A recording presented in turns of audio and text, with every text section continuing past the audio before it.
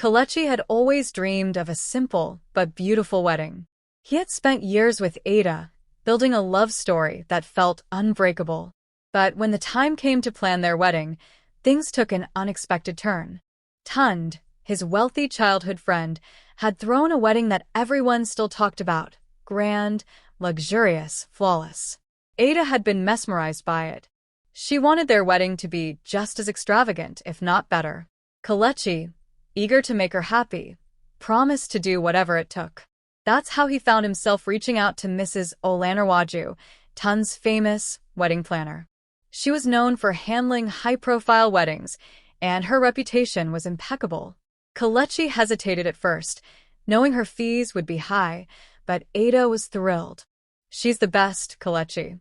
Imagine our wedding going viral. People will talk about it for years." Ada's excitement was infectious, and against his better judgment, he agreed.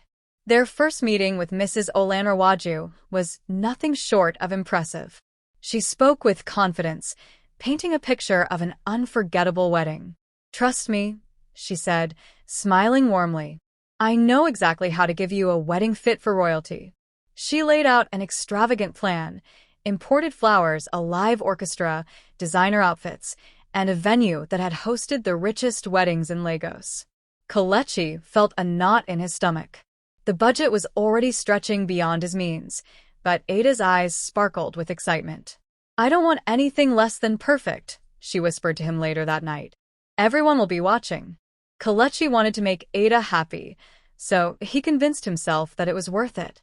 Mrs. Olanarwaju assured him she could adjust things to match his budget, but the invoices kept getting higher. Every time he questioned a cost, she had an explanation.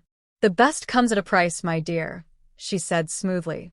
"You don't want your guests to see anything substandard, do you?" Kelechi reluctantly made payments, trusting the planner's expertise. But something felt off. Vendors weren't responding, and Ada was growing distant, more concerned with dress fittings and social media posts than with him. One evening, Kelechi overheard Ada on a call with Mrs. Olanarwaju. "Don't worry, he'll pay. He just needs a little push," she laughed. A chill ran down his spine. Something wasn't right. But by then, it felt too late to back out. Kelechi couldn't shake the feeling that something was wrong. Payments were being made, but there was little to show for it. Whenever he asked about updates, Mrs. Olanarwaju assured him that everything was under control. Yet, the wedding was only weeks away, and there were too many unanswered questions. Vendors that were supposedly booked weren't confirming. The decorator was unreachable, and the caterer, when contacted, sounded confused. "We haven't received full payment yet," they said. That didn't make sense. Kelechi had transferred the money weeks ago.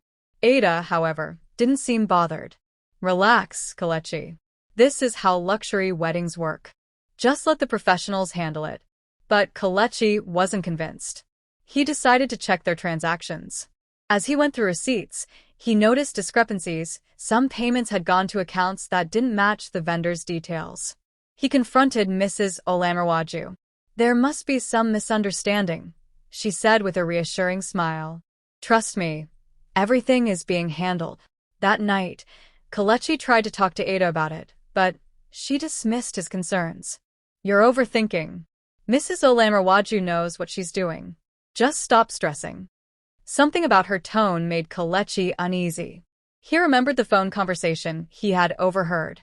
Was Ada in on this? He wanted to believe she wouldn't betray him, but her behavior was changing. She was more secretive, more focused on appearances than their actual marriage. A few days later, Kelechi decided to visit one of the vendors himself. The florist, who was supposed to be providing the imported flowers, was surprised to see him. "Your wedding? We never received a deposit for that." Kelechi's heart pounded. He called Mrs. Olanarwaju immediately, but she didn't answer. When he called again, the number was switched off. Panic set in. He rushed home to tell Ada, expecting her to be as alarmed as he was. But instead of shock, she looked irritated.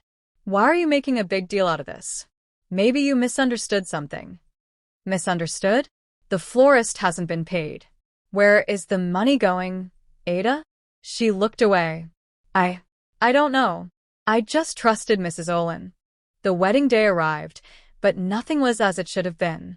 Guests showed up to an incomplete venue, half-decorated tables, missing floral arrangements, and an eerie silence where there should have been music. The promised live orchestra was nowhere to be found. Kelechi's heart pounded as he scanned the chaos. The caterers were missing, the drinks hadn't arrived, and the wedding cake was a no-show. Family members whispered, guests murmured, and Ada stood frozen, horror creeping into her expression. He grabbed his phone and called Mrs. Olanrawaju. No answer. He dialed again. Still nothing. It was clear now. She had disappeared with their money. Ada's parents approached, demanding answers. How could you let this happen? Her mother hissed. Kelechi turned to Ada, his frustration boiling over. Tell them, Ada. Tell them how you trusted her blindly. Tell them how you ignored every warning. Tears welled to her eyes, but before she could respond, Tund arrived, looking concerned. Kelechi, I need to talk to you. He pulled him aside and dropped the final blow. Mrs. Olanrawaju has done this before. She scammed another couple last year. I only found out recently, but I thought she had changed. Kelechi felt like the ground had disappeared beneath him. His savings were gone, the wedding was ruined, and worst of all, the woman he loved had been part of the deception, whether intentionally or through reckless ignorance. Guests started leaving, shaking their heads. Some tried to console Ada, while others whispered about how the perfect wedding had collapsed before it even began.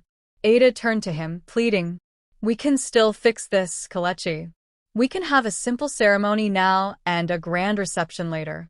He looked at her, seeing her for who she truly was, someone who valued appearances over their relationship. There's nothing left to fix, he said quietly. The weight of betrayal settled on his chest. The wedding they had dreamed of had turned into a nightmare, and there was no coming back from it. Kelechi sat in silence as the last of the guests left. The once promised grand wedding had collapsed into a scandal, and the damage was irreversible. His family stood in the distance, disappointment clear on their faces. Ada's parents were arguing, furious at the disgrace. Ada reached for his hand, her voice trembling. Kelechi, I never meant for this to happen. He pulled away. You didn't care enough to stop it. You ignored the signs, dismissed my concerns, and now we're standing in the middle of this disaster. She wiped her tears, shaking her head. I just wanted everything to be perfect. He laughed bitterly. Perfect for who? For the guests? For social media? Because it was never about us, Ada. It was never about our marriage. Tund sat beside him. I should have warned you earlier. I didn't think she would do it again. It didn't matter now. The money was gone, and Mrs. Olanrawaju had vanished. A lawyer friend advised that legal action was useless. There was no trace of the payments, and she had likely fled the country. Kelechi's mother finally spoke. Son, you have a choice to make. Do you really want to marry someone who valued a wedding more than your concerns? Ada flinched. That's not fair. Kelechi met her eyes. Isn't it? You wanted the dream, and now we're left with nothing. She grabbed his arm desperately. We can rebuild. We can have a small wedding, just us. But Kelechi had already made up his mind. Trust was broken, and love wasn't enough to fix it. He had fought to make her happy, but she had fought to impress the world. That wasn't the foundation for a life together. I can't do this, Ada. His voice was steady, final. Her tears fell harder, but she knew there was nothing left to say. As he walked away, he felt the weight lift. It was painful, but some betrayals were too deep to forgive. He had lost money, time, and a dream, but at least he hadn't lost himself.